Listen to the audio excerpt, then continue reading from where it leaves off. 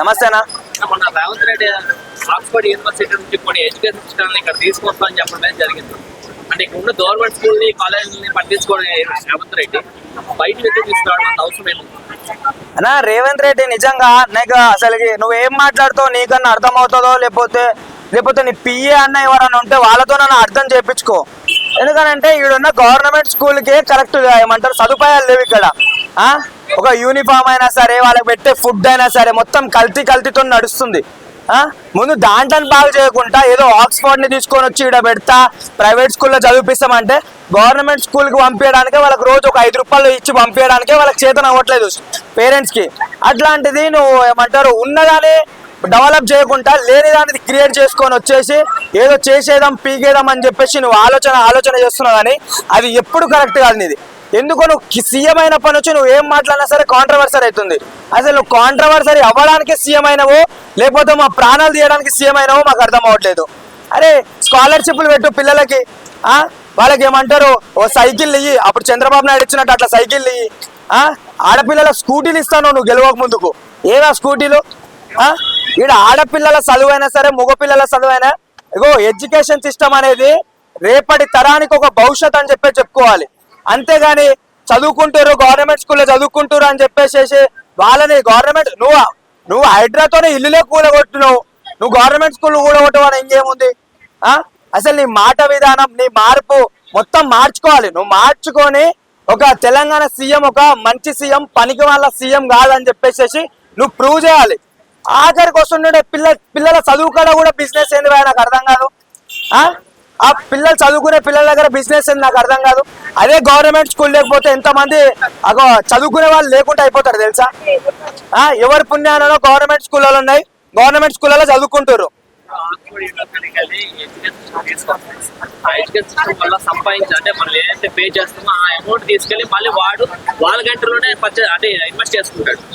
అంటే మన పైసలు తీసుకెళ్లి వాళ్ళ దాంట్లో పెట్టు. అదే అంటున్నా, ఇప్పుడు మన స్టేట్ కి మన భారతదేశానికి ఏదైనా యూజ్ అవుతుంది అని అంటే అది వేరే. ఆక్స్ఫర్డ్ అనేది బయట దేశం, వాడే బయట దేశము. అట్లాంటిది నువ్వు వేరే వాళ్ళకి కమిట్మెంట్లు ఇచ్చుకుంటా మనకు నడుస్తుంది అని వాళ్ళకడ బిజినెస్ చేయడం ఏంది? అసలుకి మన ఇండియన్ అమ్మేస్తావో చెప్పు, లేకపోతే పాకిస్తాన్కి అమ్మేసే డైరెక్ట్ ఒక పీడ పోతుంది. అంతకుమించి ఏం లేదు. ఈయన చేసే ఏమంటారు లుచ్చ రాజకీయాలే ఇట్లున్నాయి. మన్నటి దాకా హైడ్రా అన్నాడు, హైడ్రాతో సంపాదించుకుంటూ పక్క జరిగిండు. ఇప్పుడు ఎంతో ల్యాండ్లోకి ఇంట్లో అమ్ముకుంటూ ఇప్పుడు చూస్తుంటే పిల్లల స్కూల్ మీద పడ్డాడు. దేనికి వస్తుంది నువ్వు చేసేది?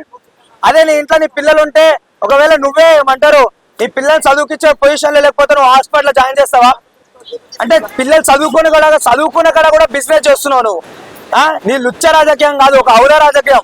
నీ అసోటోడు సీఎం అయినందుకు నిజంగా మా తెలుగు చెప్పులు వేసుకుంటే చెప్పు తీసుకొని కొట్టుకుంటున్నా నేనే కానీ బూట్లు వేసుకున్నాను తీయట్లేదు. అసలు నిజంగా పిల్లల చదువుకాడ నీ రాజకీయమైంది నాకు అర్థం కాదు. నిజంగా ఈ 2 సంవత్సరాలు ఓపిక పడితే మాకు పడ్డ దళిద్రం పోతా అని చెప్పేసి నిజంగా గుండెల మీద చేసుకొని పండుకుంటాం మనం. మేమైతే బయట నుంచి తెచ్చి చేయడం కన్నా ఎక్కువ ఎడ్యుకేషన్ సిస్టమ్ ఇంకా గవర్నమెంట్ స్కూల్ ఇంకా ప్రభావితం ఈ ఎడ్యుకేషన్ సిస్టమ్ చేంజ్ చేయాలి. కానీ అవన్నీ వదిలేసి బయట రావడం అన్న. ఈయన ఇక్కడ హైదరాబాద్ నుంచి ఢిల్లీకి ఇప్పటికి నాకు తెలిసి ఒక 174 సార్లు 178 సార్లు వెళ్ళిండి ఈయన. అదే పైసలు ట్రావెలింగ్ ఛార్జెస్ పెడితే ఎన్నో గవర్నమెంట్ స్కూళ్ళు బాగుపడతాయి. అర్థమవుతుందా? వాళ్ళకున్న సదుపాయాలు ఏదైతే ఫెసిలిటీస్ ఉంటాయో అవన్నీ మంచిగా చేయొచ్చు. కానీ ఏ రోజైనా ఆలోచించినావా? ఏదో అమ్మా నాన్న కలిసినట్టు ఆ రాహుల్ గాంధీ కాడికి ఇందిరాగాంధీ దగ్గరికి పోయేసి వచ్చి ఏదో వ్లాగ్ ట్రిప్ చేసేసి సోషల్ మీడియాలో పెట్టు బాగుంటది. ఇంకా నిజంగా ఇట్లాంటి సీఎంలు ఉంటే నిజంగా చాలా చండాలంగా ఉంది. అక్కడ తమిళనాడులో ఫస్ట్ టైం అయినా సరే విజయ్ తలపతి గారు ఎంత మంచిగా చేస్తారు. ఆ వైన్ షాప్ కాడికి వచ్చిన పిల్లల స్కూల్ కాడికి వచ్చిన ఏ విషయానికి కాడికి వచ్చినా సరే తగ్గేదేలే అనుకుంటా. అసలుకి అదే అంటున్నా, ఇవన్నీ చేస్తుండు. మరి పక్క రాష్ట్రంలో ఒక సీఎం చేస్తుండు, మరి మన రాష్ట్రంలో మనం ఎందుకు ఇట్లా దిక్కుమాల సీఎం ఉండని చెప్పేసి నీ మీద ఎప్పుడన్నా నువ్వని అనుకున్నావా? మేము ఇంతగానో మనిషి చెప్తున్నాం కదా, ఇంతగానో ఇంట్లో నుంచి బయటకు వచ్చి నువ్వేమంటారు రాజకీయమే లుచ్చ రాజకీయం అని చెప్తున్నాం కదా, మరి ఎప్పుడు పట్టించుకోవింది ఇవన్నీ? అంటే మేము అర్చేటోళ్ళు మన లుచ్చగాలమా లేకపోతే సీఎం అయినా నువ్వు లుచ్చగాలమా అని చెప్పేసి నేను అడుగుతున్నా.